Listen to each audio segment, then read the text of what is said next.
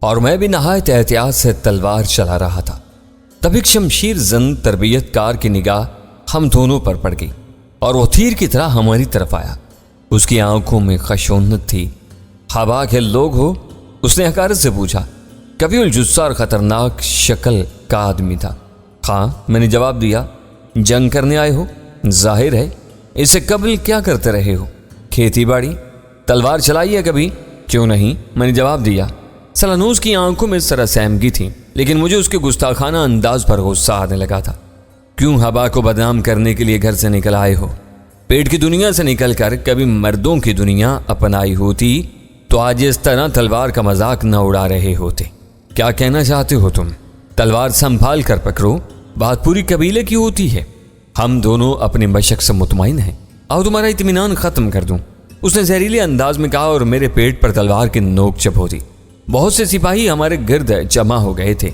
چلو تلوار سنبھالو اور خیال رکھنا تمہیں زخمی بھی کر سکتا ہوں۔ میں نے حقارت سے اسے دیکھا اور پھر دوسروں کو پیچھے ہٹنے کے لیے کہا۔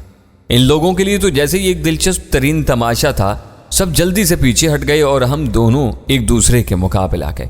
وہ شخص تربیت دینے والوں میں سے تھا، اس لیے خود پر بے حد مغرور تھا، لیکن میں نے بھی اس کا غرور توڑنے کی ٹھان لی تھی۔ وہ دور سے مشاکانہ انداز میں تلوار ہلا رہا تھا اور پھر اس نے کاوا بدل کر تلوار چلائی۔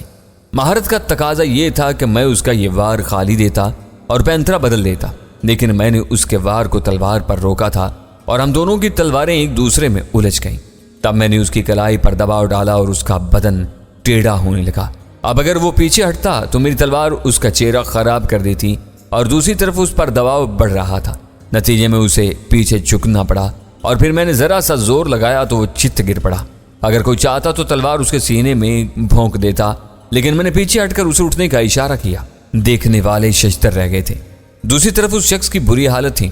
وہ شرمندگی اور خجالت سے ایک ایک کی شکل دیکھ رہا تھا۔ میں حبا کا کسان ہوں اور میں نے زندگی بھر کھیتی باڑی کی ہے، لیکن تم کیا ہو؟ اٹھو تاکہ میں تمہارے غرور کو توڑ دوں، میں نے کہا اور وہ جلدی سے اٹھ گیا۔ اس بار اس نے مشق کے اصولوں سے ہٹ کر دشمنی کا وار کیا تھا، لیکن اس وار کو میں نے چالاکی سے بچانے کی بجائے تلوار پر روکا۔ بات یہ ہے کہ میں معمولی لوگوں کے سامنے شمشیر زنی کا مظاہرہ نہیں کرتا۔ اگر تم میرے مقابل ہوتے تو میں اپنے جوہر دکھاتا، لیکن یہی صحیح، تم نے مجھ سے تحقیر کا سلوک کیا، اس لیے میں پیچھے ہٹا اور دوسرے لمحے میری تلوار نے اس کے زریں لباس کو چھوا۔ اس کا بند کٹ گیا اور اس کا زریں لباس نیچے گر پڑا۔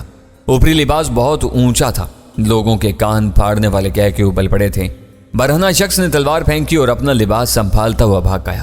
لوگ بری طرح ہنس رہے تھے، زندہ دل لوگ تھے اور صحت مند ہنستے تھے۔ ہوا کیا تھا؟ کسی نے پوچھا۔ میں اور میرا استاد شمشیر زنی کی مشق کر رہے تھے۔ سو وہ آیا اور لاف کر بکنے لگا۔ اس نے کہا تمہیں تلوار پکڑنا نہیں آتی اور تم نے اسے ننگا کر دیا۔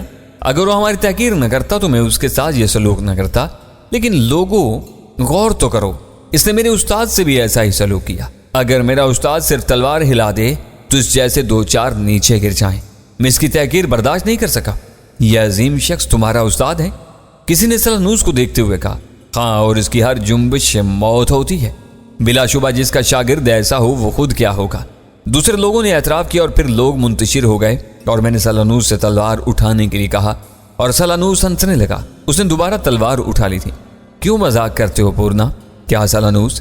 میں نے تو بار بار اعتراف کیا ہے۔ کس بات کا محترم دوست؟ مجھ میں اور تم میں بہت فرق ہے۔ تمہارے پاس صدیوں کا تجربہ ہے، تمہارے تو ایک ایک روئے میں تجربات پہ وسط ہوں گے۔ ان وقتی انسانوں کی تمہارے سامنے کیا حیثیت ہے؟ لیکن میں نے جو کچھ کیا ہے اس کے باوجود میں فنا ہوں اور تمہارا مقابل نہیں۔ بابا سلانوس، بڑی عجیب بات ہے۔ کیا میں اس بات سے انحراف کر سکتا ہوں کہ میں صرف بقا ہوں؟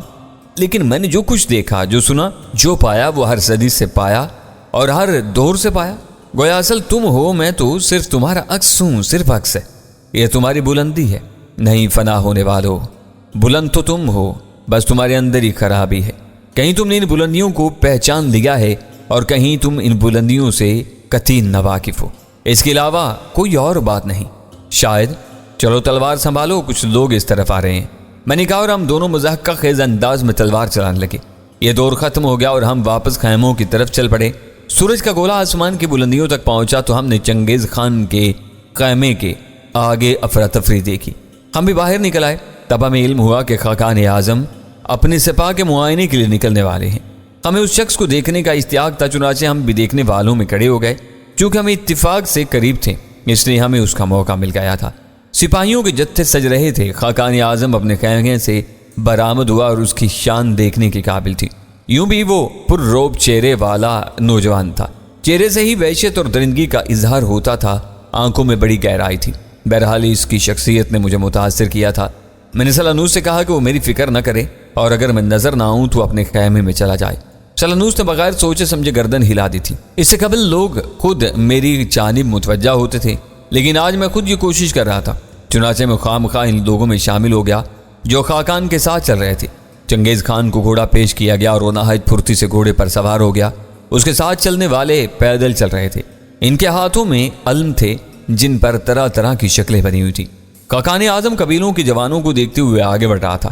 اس کی آنکھوں میں غرور تھا۔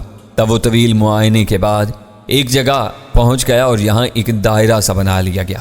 غالباً کچھ ہونے والا تھا۔ میں نے ایک دراز قامت شخص کے کندھے پر ہاتھ رکھ دیا اور وہ چونک کر مجھے دیکھنے لگا۔ پھر اس کے چہرے پر مسکراہٹ پھیل گئی۔ او حبا کے شمشیر زن، کہو کیا بات ہے؟ تم مجھے جانتے ہو؟ ہاں، میں نے تمہاری تلوار کے جوہر دیکھے ہیں۔ تب تو اچھا ہے کہ تم میرے شناسا نکلے۔ کیا تمہارا تعلق بھی قبیلہ حبا سے ہے؟ نہیں، میں اربنا سے ہوں۔ کیا نام ہے تمہارا؟ طوی خان، اس نے جواب دیا۔ میرا نام ارز خان ہے، میں نے کہا، اور اس نے میری جانب دوستی کا ہاتھ بڑھایا۔ کیونکہ ہمارا قبیلہ دیر سے یہاں پہنچا ہے اس لیے ہم خاقان اعظم کے بہت سے اصولوں سے ناواقف ہیں۔ کیا تم میری رہنمائی کرو گے؟ ضرور، کیا چاہتے ہو؟ کچھ نہیں، صرف دوستی۔ مجھے حالات جاننے کا بے حد اشتیاق ہے۔ اب دیکھو نا، میں تو یہ بھی نہیں جانتا کہ خاقان اعظم ان قبائل کا معائنہ کرنے کے بعد یہاں اس انداز میں کیوں کھڑے ہوئے ہیں؟ میں نے پوچھا۔ اوہ، اس اجتماع میں کوچ کا فیصلہ ہوگا۔ خوب، کیا مدبر اس کا فیصلہ کرتے ہیں؟ مدبر نہیں میرے دوست، سب سے بڑے مدبر تو خود خاقان اعظم ہیں، لیکن یہ فیصلہ ایک وحشی جانور کے سپرد ہے۔ کیا مطلب؟ ابھی تماشا دیکھو، کئی دن سے یہ تماشا جاری ہے۔ کیا تماشا ہے؟ چند ساتھ کے بعد میدان میں ایک طاقتور جنگلی بھینسے کو لایا گیا اور کوئی ایک آدمی موت کے گھاٹ اتار دیا جائے گا۔ کیا مطلب؟ یہ ایک طرح کی قربانی ہے اور شگن بھی۔ خاقان اعظم جس شخص کا انتخاب فرمائیں گے، اس شخص کو خالی ہاتھ میدان میں آ کر بھینسے کو ختم کرنا ہوگا۔ اگر بھینسا اس شخص کے ہاتھوں مارا گیا تو خاقان اعظم آج ہی کوچ کے احکامات صادر فرما دیں گے، اور اگر وہ شخص بھینسے کے ہاتھوں مارا گیا تو پھر انتظار کیا جائے گا اس بات کا کہ کوئی جیالہ دوسرے دن اسے قتل کر دے۔ گویا یہ اچھا شگن ہوگا۔ خاقان اعظم اس وقت تک انتظار کریں گے جب تک کہ بھینسا مارا نہ جائے، اور چاہے کتنا ہی وقت کیوں نہ گزر جائے۔ ہاں، چاہے کتنا ہی۔ میں تو یہ سمجھا تھا میرے دوست کہ ابھی صرف قبائل جمع ہو رہے ہیں، اور جب وہ جمع ہو جائیں گے تو اس کے بعد کوچ کر دیا جائے گا۔ نہیں، یہ بات نہیں ہے۔ آنے والے قبائل تو راستے میں بھی خاقان اعظم کے ہم قدم ہو سکتے ہیں۔ یہ تو ایک طرح کا شگن ہے، لیکن اس طرح تو قیمتی وقت ضائع ہوتا ہے، اس سے کوئی فرق نہیں پڑتا۔ کیا بھینسا بہت طاقتور ہے؟ لیکن خاقان فواج میں ایسے جیالے موجود ہیں جو اسے ختم کرنے میں کامیاب ہو جائیں گے۔ کتنے دن سے یہ سلسلہ جاری ہے؟ تقریباً 9 روز سے۔ گویا اس دوران بھینسے نے 9 آدمیوں کو قتل کر دیا۔ ہاں، بڑا بپھرا ہوا جانور ہے۔ اسے بھوکا رکھا جاتا ہے، اشتعال دلایا جاتا ہے، اور وہ اتنا خونخوار ہو جاتا ہے کہ اس کے بعد اس کے مقابل کا بچنا ناممکن ہوتا ہے۔ میں نے گہری سانس لی۔ آخر موقع مل گیا تھا۔ ذرا سی جد و جہد کی ضرورت تھی کہ خاقان اعظم کے سامنے اس طرح آ جاتا کہ وہ مجھے پسند کرتا۔ اب صورتحال یہ تھی کہ میں کسی کا انتظار کیے بغیر میدان میں نکل کر اپنا کارنامہ دکھاؤں۔ بہر صورت میں اپنے دوست کے ساتھ آگے بڑھ گیا اور لوگوں کے ہجوم کے بالکل سامنے والے حصے میں جا کر کھڑا ہو گیا۔ میں نے محسوس کیا کہ بہت سے پشت ہی پر پناہ لینا پسند کرتے تھے تاکہ خاقان اعظم کی نگاہ ان پر نہ پڑ جائے۔ بہر صورت کسی نہ کسی کو تو سامنے کھڑا ہونا ہی تھا، لیکن جو لوگ کھڑے تھے وہ ایسے تھے جنہیں اس کام کے لیے منتخب نہیں کیا جا سکتا تھا، یعنی دبلے پتلے مریل سے لوگ۔ پھر شور بلند ہوا اور میں نے دیکھا کہ موٹی مضبوط رسیوں میں بپھرا ہوا سانڈ گھسیٹ کر لایا جا رہا ہے۔ تقریباً 50 یا 60 آدمی مخصوص قسم کے آنکڑوں سے اسے گرفت میں لیے ہوئے تھے۔ بھینسے کے جسم سے کئی جگہ سے خون رس رہا تھا۔ غالباً یہ وہ زخم تھے جو اسے اس کے دشمنوں نے لگائے تھے۔ اس کی آنکھیں گہری سرخ تھیں اور وہ بہت خونخوار نظر آ رہا تھا۔ لوگوں نے بھینسے کو میدان میں لانے کے لیے جگہ دے دی اور خاقان اعظم کی نگاہیں اس پر جم گئیں۔ پھر اس نے آسمان کی جانب دیکھا، گویا آسمان سے کوئی سوال کر رہا ہو۔ مجھے یہ شخص بڑا ہی خوفناک معلوم ہوا تھا۔ اس کی ہر جنبش میں ایسی درندگی تھی کہ مجھے دور قدیم یاد آ جاتا تھا، یعنی وہ وحشی جانور یا وہ انسان جو ایک دوسرے کے شکار کی تلاش میں نکلتے ہیں اور ایک دوسرے کے مقابلہ آ جانے پر ان کے چہروں پر وحشت اور درندگی پیدا ہو جاتی ہے۔ بھینسے کو درمیان میں لایا گیا اور خاقان اعظم کی نگاہیں چاروں طرف بھٹکنے لگیں۔ ممکن تھا کسی جانب انگلی بڑھ جاتی کہ میں خود آگے بڑھایا۔ میں نے تھوڑا سا آگے بڑھ کر گردن جھکائی اور خاقان اعظم کی نگاہیں مجھ پر مرتکز ہو گئیں۔ میں نے بھینسے کو قتل کرنے کی اجازت چاہی۔ تب مجھے اشارہ کیا گیا اور اشارہ کرنے والا ایک باریک شخص تھا، لیکن بڑا ہی قوی الجثہ، یعنی اس کی عمر کے بارے میں صحیح اندازہ نہیں لگایا جا سکتا تھا، لیکن اس کے اعضاء دیکھ کر یہ اندازہ لگایا جا سکتا تھا کہ اس کے اعضاء میں فولاد ہی فولاد بھرا ہوا ہے۔ سو اسی خونخوار شخص نے سوال کیا، کیا بات ہے، تو آگے کیوں بڑھا ہے؟ میرا تعلق قبیلہ حبا سے ہے اور میں شگن کی یہ رسم پوری کرنا چاہتا ہوں۔ گویا تجھے خود پر بھروسہ ہے کہ تو آج فوجوں کی روانگی کا بندوبست کر دے گا؟ ہاں، میں چاہتا ہوں کہ خاقان اعظم کا قیمتی وقت ہے اس ویرانے میں ضائع نہ ہو اور ان کی فوج دشمن کی تباہی کے لیے چل پڑے۔ سو میں انتظار نہ کر سکا اور سامنے آ گیا۔ میں نے دیکھا کہ چنگیز خان کے ہونٹوں پر مسکراہٹ کی ہلکی سی لکیر نمودار ہوئی، اور پھر اس نے انگلی کے اشارے سے اس شخص کو ہدایت کر دی کہ میری آرزو پوری کر دی جائے، اور میں بھینسے کے مقابل آ گیا۔ چاہتا تو میں یہی تھا کہ ایسا کارنامہ دکھاؤں کہ خاقان اعظم کو میرے بارے میں کوئی احساس پیدا ہو جائے، اس طرح میرا کام آسان ہو جائے گا۔ بھینسے کو اب بھی لوگ سنبھالے ہوئے تھے اور اسے چھوڑتے ہوئے خوف زدہ تھے۔ انہوں نے جو آنکڑے اس میں پھنسائے ہوئے تھے اسے نکالا بھی جا سکتا تھا، سو انہوں نے آنکڑے نکالنے شروع کیے اور میں بھینسے کے مقابل آ گیا۔ غالباً ان لوگوں کے لیے یہ بات تعجب خیز تھی کہ میں کھلے بھینسے کے سامنے بغیر کسی جھجک کے آ گیا تھا۔ صرف چند فٹ کا فاصلہ تھا اور خونخوار بھینسا پھنکار رہا تھا۔ خوفزدہ لوگوں نے بھینسے کی بندشیں کھولنا شروع کر دیں اور قرب و جوار میں کھڑے ہوئے لوگوں میں اضطراب پھیلنا شروع ہو گیا، شاید اس خیال کے تحت کہ میں اس کے نزدیک کھڑا تھا اور وہ ایک ہی ٹکر میں مجھے ہلاک کر سکتا تھا۔ اور ہوا بھی یہی۔ جو ہی بھینسے کو احساس ہوا کہ اس کی تمام بندشیں کھل گئی ہیں، وہ خونی انداز میں میری جانب جھپٹا۔ اس کا سر میرے سینے کی سیدھ میں تھا، لیکن یہاں بھی میری ضدی فطرت آڑے آئی۔ میں اس کے سامنے سے نہیں ہٹا، بلکہ میں نے اپنے دونوں ہاتھوں کو آگے بڑھا کر اس کے دونوں سینگ پکڑ لیے، اور یہ سب کچھ چشمے زدن میں ہوا تھا۔ دوسرے لمحے میں نے ہاتھوں کو موڑ کر جھٹکا دیا تھا اور دیکھنے والوں نے دیکھا کہ بھینسا اپنی طاقت میں آیا تھا، لیکن اس کی گردن ٹیڑھی ہوئی اور وہ اچھل کر زمین پر جا گرا۔ میں اپنی جگہ سے نہیں ہٹا۔ بھینسا زمین سے اٹھنے کی کوشش کر رہا تھا، کیونکہ جو کچھ ہوا تھا وہ اس کے لیے غیر متوقع تھا اور دیکھنے والوں کے لیے بھی۔ پھر اس نے پیر ٹکائے اور اٹھ کھڑا ہوا۔ اس کا غیظ و غضب انتہا کو پہنچ چکا تھا۔ اس نے منہ کھولا، اس کے ہونٹ سکڑ گئے تھے اور یہ درندگی کا عروج تھا۔ اس نے پچھلے پیر مضبوطی سے جما کر پھر ایک زوردار ٹکر میرے سینے پر ماری اور لوگ چیخ پڑے۔ میں نے ہاتھ بلند کر کے اس کی ٹکر سینے پر روکی تھی۔ لوگوں کا خیال ہوگا کہ میں اچھل کر بہت دور جا گروں گا، لیکن خود بھینسے کا سر چکرا گیا تھا۔ اس کے پاؤں زمین پر جمے رہنے میں ناکام رہے اور میں نے اس کے سینگ پکڑ کر ایک بار پھر اسے زمین پر پھینک دیا۔ لوگ ساکت و جامد یہ ناقابل یقین کارنامہ دیکھ رہے تھے۔ بھینسا ایک بار پھر کھڑا ہو گیا، لیکن اب اس کے قدموں میں لرزش تھی، سو اس بار میں نے کھیل ختم کر دیا۔ میں آگے بڑھا اور میں نے ایک مکہ اس کی گردن پر رسید کر دیا۔ گردن کی ہڈی ٹوٹنے کا تڑاقہ خاصا صاف سنائی دیا تھا۔ بھینسا زمین پر گر کر ایڑیاں رگڑنے لگا، اس کے منہ سے خون ابل رہا تھا۔ میں پیچھے ہٹ گیا اور پھر تو وہ خوفناک شور بلند ہوا کہ تمام آوازیں دب گئیں۔ کوچ کا حکم ہو گیا۔ کوئی کسی کی نہیں سن رہا تھا کہ میرا دوست میرے پاس آ گیا۔ حبا کے بانکے، یہ تم نے کون سا کارنامہ دکھایا؟ تم تو قابل فخر ہو۔ کیا واقعی تم نے مجھے اپنی دوستی کے لیے چنا ہے؟ ہاں، تبھی ہم دوست بن چکے ہیں۔ تو کیا میں تمہارے ساتھ چلوں تاکہ لوگ مجھے تمہارے دوست کی حیثیت سے پہچانیں؟ بات یہ ہے کہ اب تمہارا مقام نہ جانے کیا ہو۔ چلو، میں نے کہا اور تبھی میرے ساتھ چلنے لگا۔ لوگوں کے ہجوم نے مجھے گھیر لیا تھا۔ وہ میری توصیف کر رہے تھے اور میں آگے بڑھ رہا تھا۔ چنگیز خان اپنے لوگوں کے ساتھ اپنے گھوڑے پر سوار ہو چکا تھا۔ اس طرح ہم اپنے خیمے پر آ گئے، جہاں بیچارہ سلانوس شور سن کر باہر آ کھڑا ہوا تھا۔ مجھے اتنے سارے لوگوں میں گھرا دیکھ کر پہلے تو وہ پریشان ہو گیا، لیکن جب اس نے محسوس کیا کہ لوگ میرے ساتھ مخلص ہیں تو اسے سکون ہوا۔ خیمے میں میرا دوست تبھی بھی آیا تھا۔ وہ میری دوستی سے بہت خوش تھا۔ میں نے سلانوس سے اس کا تعارف کرایا اور تبھی دیر تک ہم سے گفتگو کرتا رہا۔ وہ میری قوت کی تعریف کر رہا تھا۔ پھر جب وہ چلا گیا تو سلانوس نے مسکراتے ہوئے کہا، میں تمہاری اس کوشش کی وجہ سمجھ گیا ہوں۔ کیا وجہ ہے؟ یہ کارنامہ تم نے چنگیز خان کے سامنے انجام دیا ہے۔ ہاں، ممکن ہے اس کا نتیجہ نکلا ہے، لیکن تم نے یہ سب کچھ کسی منصب کے لیے نہیں کیا۔ تم جانتے ہو منصب ہمارے لیے کوئی حیثیت نہیں رکھتا۔ میں تو صرف یہ چاہتا ہوں کہ ہمیں قریب سے مستقبل کے ان لوگوں کو دیکھنے کا موقع مل جائے۔ ہاں، میں جانتا ہوں منصب کے لحاظ سے تم اس حکمران سے کہیں بڑے ہو، اور اگر تم چاہو تو کل لوگ اس کی بجائے تمہارا نام پکاریں گے سلانوس سے۔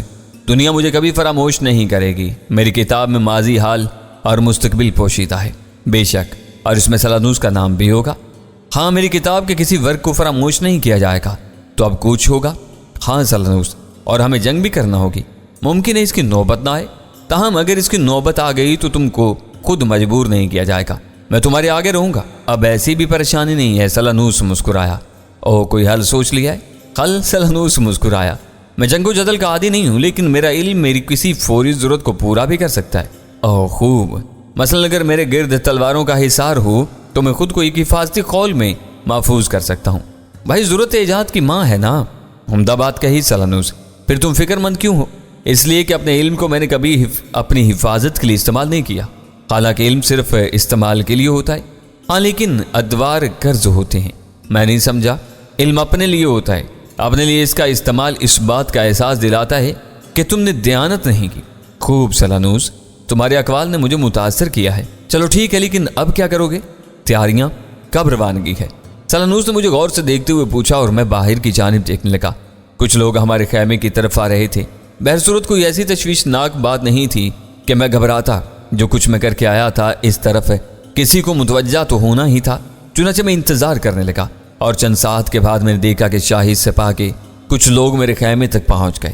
کیا ارزق خان اندر موجود ہے؟ ان میں سے کسی نے آواز دی اور میں باہر نکلا۔ اس شخص نے مسکرا کر دیکھا اور بولا، ارزق خان، چنگیز خان خاقان اعظم شہنشاہ وقت نے تمہیں طلب کیا ہے۔ میں نے گردن جھکائی، میرے ہونٹوں پر مسکراہٹ پھیل گئی تھی، اور بھلا یہ کیسے ممکن تھا کہ جو بات میں چاہتا وہ نہ ہوتی؟ چنانچہ میں نے اپنے دوست اور اپنے ساتھی سلانوس کی جانب دیکھا اور اسے رکنے کا اشارہ کر کے میں ان کے ساتھ باہر نکل آیا۔ باہر سخت گہما گہمی تھی، خیمے اکھاڑے جا رہے تھے۔ چنگیز خان کی طرف سے کوچ کا حکم مل چکا تھا، چنانچہ اب تمام قبائلی روانگی کی تیاریوں میں مصروف تھے۔ چنگیز خان کے بلند و بالا خیمے کے سامنے قطار سے کھڑے سپاہیوں نے ہمیں اندر جانے کی اجازت دے دی۔ میرے پیچھے صرف 2 افراد اندر آئے تھے اور میں خیمے میں داخل ہو گیا۔ خیمہ اندر سے جتنا خوبصورت تھا بیان سے باہر ہے۔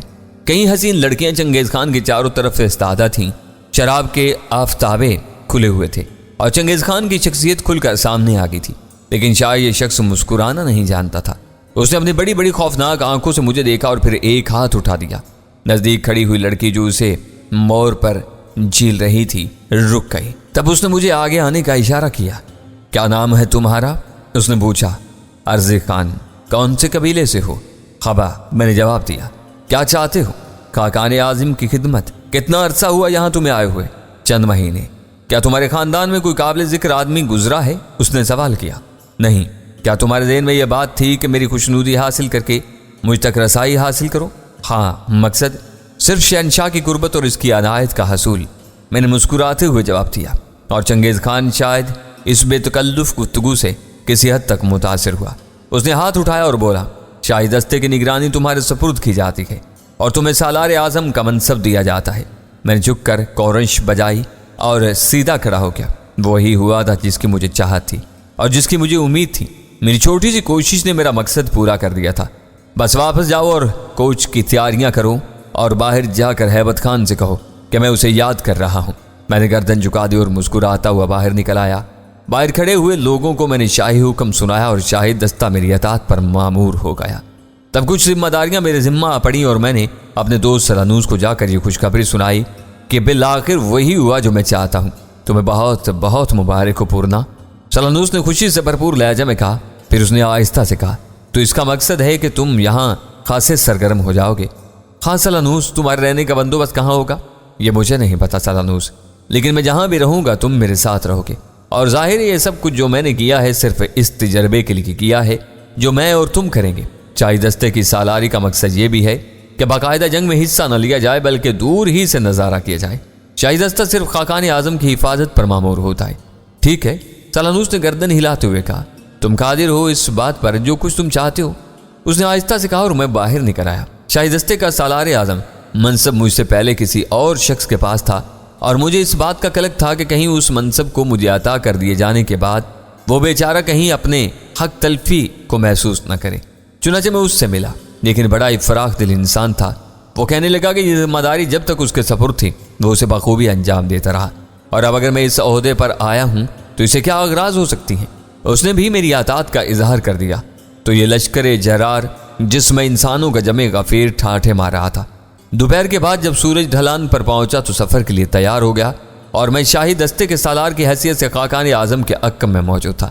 لیکن یہ خیال باطل ثابت ہوا کہ چنگیز خان صرف فوجوں کی نگرانی کرتا ہے اور میدان جنگ میں آگے بڑھنے سے گریز کرتا ہے، کیونکہ سب سے آگے ان شہنشاہوں کی مانند जो जंगजू हुआ करते हैं। चंगेज खान भी सारी फौजों से आगे था और वैश्याना अंदाज में घोड़े को दौड़ा रहा था। को मुझे नहीं मालूम था कि शाह का रुख किस जानिब है और शायद ये आम लोग जानने की कोशिश भी नहीं किया करते थे। तो इस वक्त तक सफ़र जारी रहा जब तक कि सूरज छुप न गया और घोड़े पहाड़ियों में ठोकरें खाने लगे। तब चंगेज खान ने एक हाथ बुलंद किया और तमाम फौजें साकत हो गईं।